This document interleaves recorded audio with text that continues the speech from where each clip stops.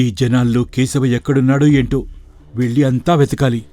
మహంకాళమ్మ విగ్రహం దగ్గరకు చేరుకుంటాడు రాము. అక్కడ కనిపించిన దృశ్యం చూసి ఒక్కసారిగా ఆశ్చర్యపోతాడు. కేశవ ఒక శిలలా నిలబడి ఉంటాడు.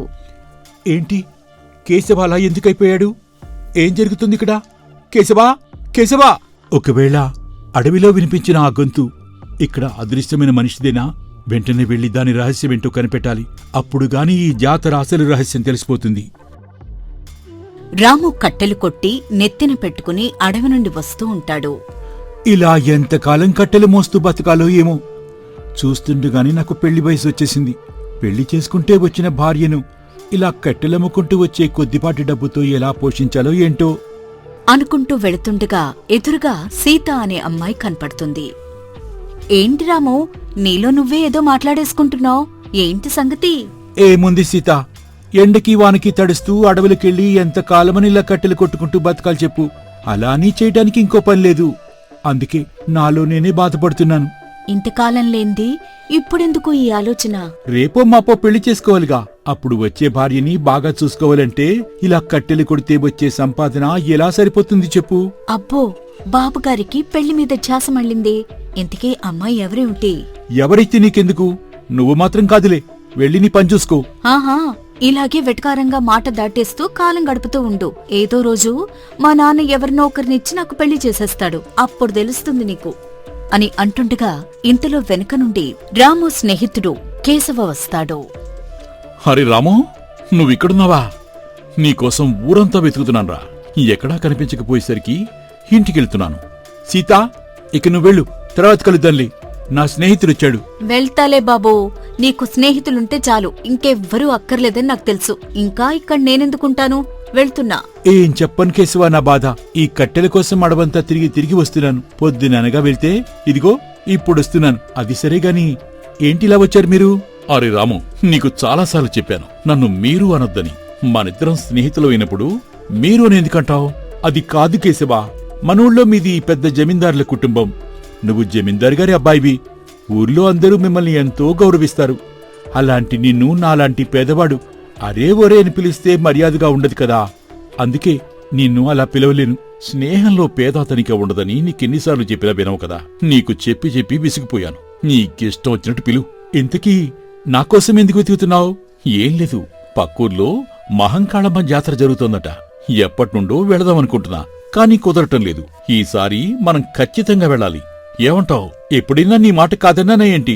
కట్టెలు ఇంట్లో పెట్టి నాన్నతో మాట చెప్పొస్తాను. నువ్వు కూడా సిద్ధమవు అని చెప్పి ఇంటికి వెళ్తాడు రాము. అలా ఇంటికి వెళ్లిన రాము తండ్రితో ఇలా అంటాడు. నాన్నా, నేను కేశవతో కలిసి మహంకాళమ్మ జాతరకి వెళ్తాను. సాయంత్రానికి తిరిగొస్తాను, సరేనా? చూడరాము, నీకెన్నిసార్లు చెప్పినా నా మాట పెడసేవని పెడుతూనే ఉన్నావు. ఆ పెద్దోడితో స్నేహం ఎంత ప్రమాదమో నీకు తెలీదు. చెయ్యి చెయ్యి కలవాలా, స్థాయి స్థాయి కలవాలా అనే సామెత ఊరికనే రాలేదు. వాళ్ళ అవసరం తీరాక పాములా కాటేస్తారు మనల్ని. అందుకే నా మాటిని ఎక్కడైనా అతనితో కొంచెం దూరంగా ఉండు. కేశవ లాంటి వాడు కాదులేనన్నా, స్నేహానికి చాలా విలువిస్తాడు. అతనితో నాకెలాంటి ప్రమాదం ఉండదు. దాని గురించి నువ్వు ఎక్కువగా ఆలోచించకు, సరేనా? ఇక నేను వెళ్ళొస్తాను. వీడికెన్నిసార్లు చెప్పినా నా మాటని మెచ్చుకోవడం లేదు. ఇలా తిరిగి ఏదైనా సమస్య వస్తే జమీందారి కుటుంబం కాబట్టి అతన్ని ఎవ్వరూ ఏమనరు. అది చివరకు పేదవాళ్ళ మీదే పడుతుంది. వీడింకెప్పుడు తెలుసుకుంటాడో ఏటో. ఇదిలా ఉండగా ఇద్దరూ కలిసి మహంకాళమ్మ జాతరకు బయలుదేరి వెళుతుండగా కేశవ ఇలా అంటాడు. రాము, నడిచి నడిచి కాళ్ళు నొప్పులొస్తున్నాయిరా. కొద్దిసేపు చెట్టు కింద విశ్రాంతి తీసుకుందామా? నీ గుర్రం తీసుకొస్తే ఈ బాధ ఉండేది కాదు కదా. ఎప్పుడూ గుర్రం మీద తిరిగి తిరిగి విసుకొచ్చిందిరా. అందుకే ఈసారి ఇలా సరదాగా నడుస్తూ వెళ్లొచ్చని అనుకున్నాను. సర్లే, కాసేపు అలా కూర్చుందాం పదా. అలా ఒక చెట్టు కింద కూర్చున్న రాము, కేశవ సరదాగా ఏదో మాట్లాడుతూ ఉండగా అటువైపుగా ఒక వృద్ధుడొస్తాడు. ఎవరు బాబు మీరు? ఇక్కడ ఏం చేస్తున్నారు? మాది మానుకోట గ్రామం తాత. పక్కూర్లో జరిగే మహంకాళమ్మ జాతర చూడాలని వెళ్తున్నాం. ఇంతకీ మీరెవరు? ఇలా ఒంటరిగా వస్తున్నారేంటి? చూడు బాబూ, మహంకాళమ్మ జాతర అంటే అన్ని జాతరలాగా సరదాగా ఉంటుందనుకుంటున్నారేమో. అదొక చీకటి రోజు. ఈ జాతర జరగకూడదని అందరూ దేవుణ్ణి కోరుకుంటారు. ముఖ్యంగా మీలాంటి బయటోళ్ళొస్తే కొన్ని సమస్యల్లో చిక్కుకునే అవకాశం కూడా ఉంది. కాబట్టి నా మాటిని మీరు తిరిగి మీ గ్రామం వెళ్ళిపోండి. చూడు పెద్దాయనా, మీరు చెప్పేది వింటుంటే అస్సలు నమ్మబుద్ధి కావటం లేదు. ఈ జాతర ఉద్దేశమేంటి? ఎందుకలా భయపెడుతున్నారు మీరు? గ్రామంలో బాగా పంటలు పండి ప్రజలు సంతోషంగా ఉండే సమయానికి ఎక్కడి నుంచి వస్తుందో ఎలా వస్తుందో తెలియదు బాబు. ఏదో మాయా గ్రామాన్ని కమ్మేస్తుంది. గ్రామంలో ఉన్న ఎవరో ఒక రైతు మాయమైపోతూ ఉంటాడు.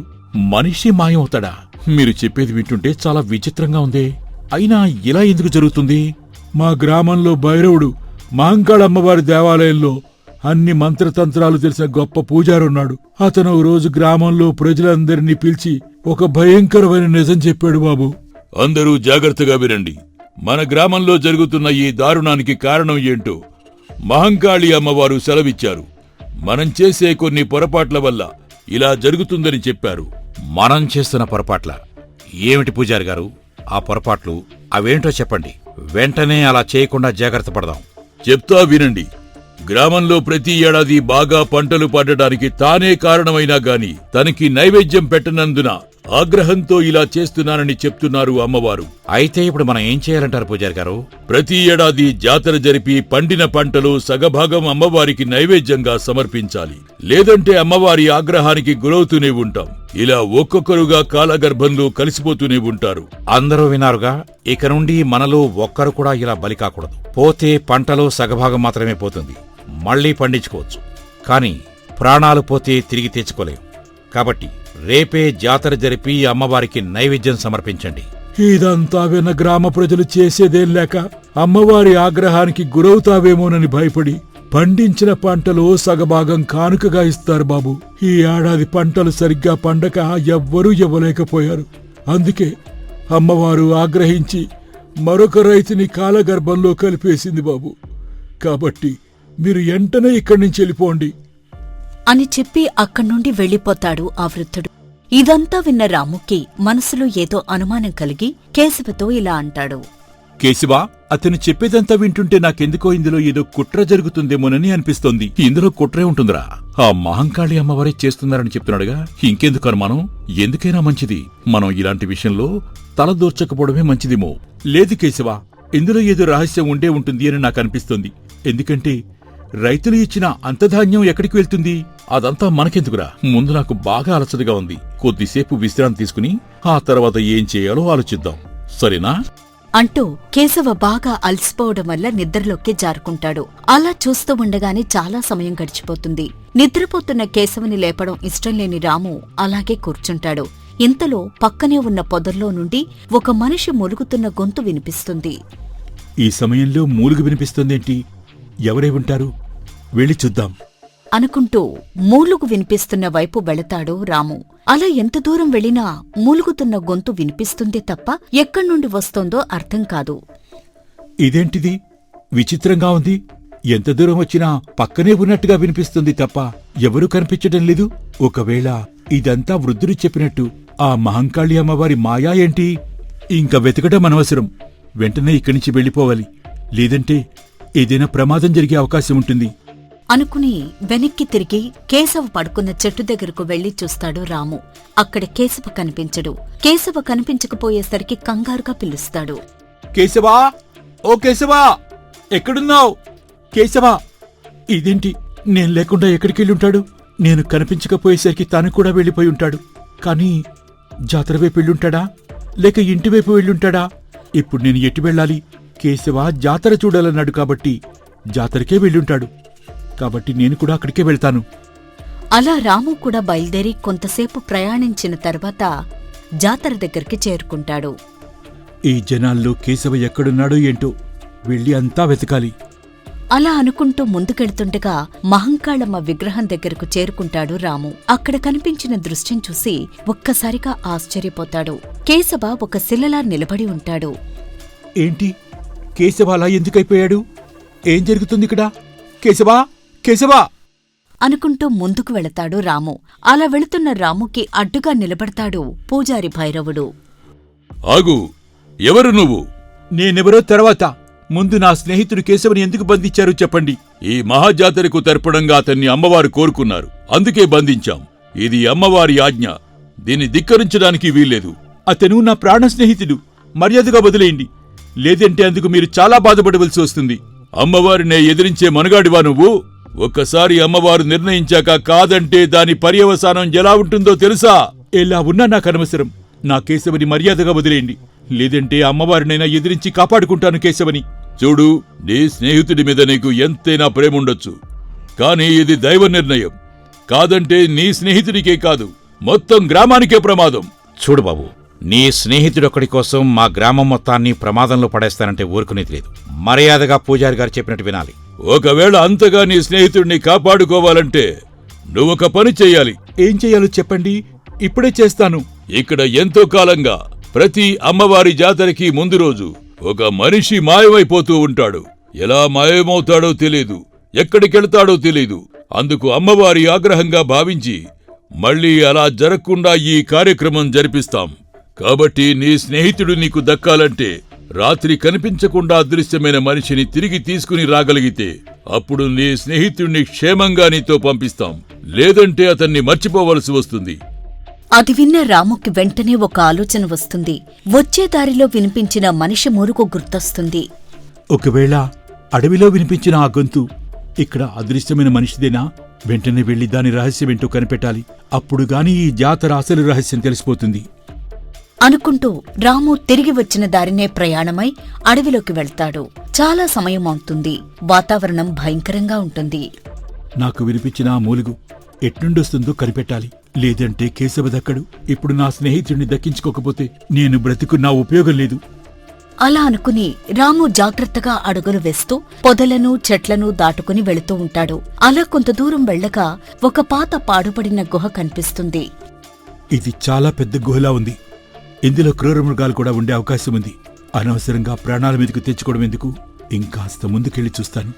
అలా అనుకుంటూ రాము ముందుకు వెళుతుండగా ఒక్కసారిగా లోపల నుండి మళ్లీ ఆ మూలుగు వినిపిస్తుంది. అదే గొంతు. ఎవరో ఆ గుహలోనే ఉన్నట్టున్నారు. ఎంత ప్రమాదమైనా సరే లోపలికెళ్లి ఈ రహస్యమేంటో తెలుసుకోవాలి.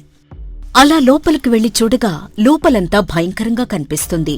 ఇంకాస్త ముందుకెళ్లగా ఒకతను బంధించబడి కనపడతాడు.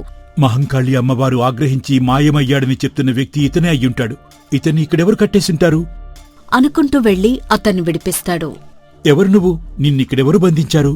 బాబూ, దేవుళ్ళ వచ్చావయ్యా. ఇంకొక రోజు ఆలస్యమైతే నేను దక్కేవాణ్ణి కాదు బాబు. ఇక్కడెవరు బంధించారు నిన్ను? ఇదంతా ఎవరు చేస్తున్నారు? ఆ పూజారి భైరవుడి చేతుల కుట్ర బాబు ఇది. ఇలా ఒక్కొక్కరిని ఇలా బంధించి అమ్మవారే ఆగ్రహించి మాయించేస్తున్నారని ప్రజలు నమ్మించి భయపెట్టి ప్రజల సొమ్మంతా అమ్మవారికి కానుకల పేరుతో కాజేస్తున్నాడయ్యా. ఇప్పటికే చాలా మంది మాయమయ్యారని చెప్తున్నారు కదా. వారందరూ ఎక్కడున్నారు, ఏమయ్యారు? ఇక్కడ బంధించిన వాళ్ళకి మతి స్థిమితం కోల్పోయేలా ఏదో పసర మందు తగ్గించి ఆళ్లు స్పృహ కోల్పోగానే తన రహస్య మనుషుల ద్వారా ఇతర దేశాలకు రవాణా చేసి అమ్మేత్రాడు బాబు. ఇంతటి ఘోరమైన ద్రోహం చేస్తున్నాడా వాడు? ఇంతకీ నీకేమైనా తాగించాడా మందు? ఇంకా దానికి ఒకరోజు సమయం ఉంది బాబు. 2 రోజులు ఏం తినకుండా ఉంటేనే అది పనిచేస్తుందా మందు. అందుకే ఇంకో రోజు సమయం కోసం చూస్తున్నాడు. ఈ లోపు నువ్వు వచ్చావు. ఇదంతా మనుషులు రహస్యంగా మాట్లాడుకుంటుంటే నేను విన్నాను బాబు. అయితే పద, వెంటనే వెళ్లి ఆ మాయిగాడి నిజస్వరూపం బయటపెట్టి వాడికి తగిన శిక్ష పడేలా చేద్దాం అని రాము వెనక్కి తిరిగి బయటకొస్తుండగా అక్కడ భైరవుడు చేతిలో ఒక సంచితో నిలబడి ఉంటాడు. నువ్వా? ఇదంతా నీ పనేనా? ఊరి ప్రజలను భయపెట్టి అమ్మవారి పేరుతో అమాయకులకు అన్యాయం చేస్తావా? నువ్వు చాలా తెలివైన వాడివని నాకప్పుడే అర్థమైంది. అవును, ఇది అమ్మవారి ఆగ్రహం కాదు, నా పన్నాగమే. ప్రజల భయం, మూఢనమ్మకాలే నా ఆస్తి. ఇలా మనుషులను మాయం చేసి వాళ్లను బందీలుగా ఉంచి జాతర పేరుతో ప్రజలు సమర్పించే విలువైన కానుకలు, ఆస్తి దోచుకుంటున్నాను. మీ కేశవని పట్టుకున్నది కూడా బలి ఇవ్వడానికి కాదు.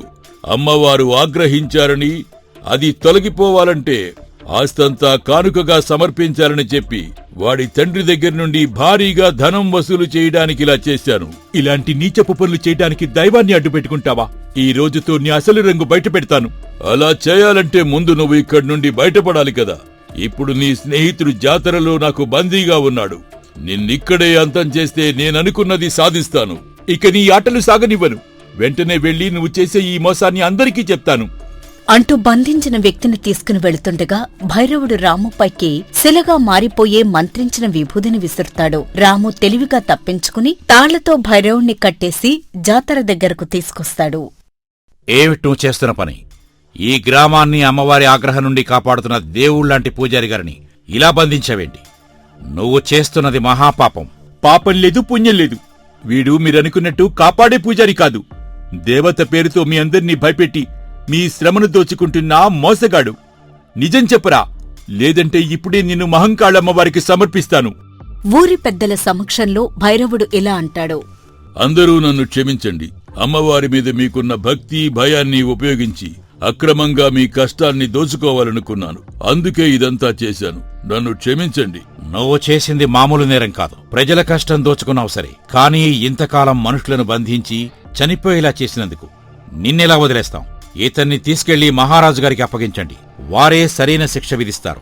చూడు బాబు, ఎంతో కాలంగా మేం పడుతున్న బాధ నుండి మమ్మల్ని, మా గ్రామాన్ని కాపాడావు. నీ రుణం ఎప్పటికీ తీర్చుకోలేం. అలా బండారం బయటపెట్టి భైరవుడి సంచిలో ఉన్న మంత్రించిన విభూతి తీసుకుని కేశవ్ మీద చల్లగానే కేశవ్ మామూలు మనిషిగా మారిపోతాడు. హరే రాము, ఎక్కడికెళ్ళావు? ఇక్కడ అసలు ఏం జరుగుతోంది?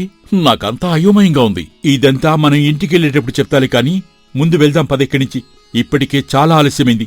ఇంటి దగ్గర నాన్న ఎదురుచూస్తూ ఉంటాడు అని అక్కడ్నుండి వెళ్ళిపోతారు.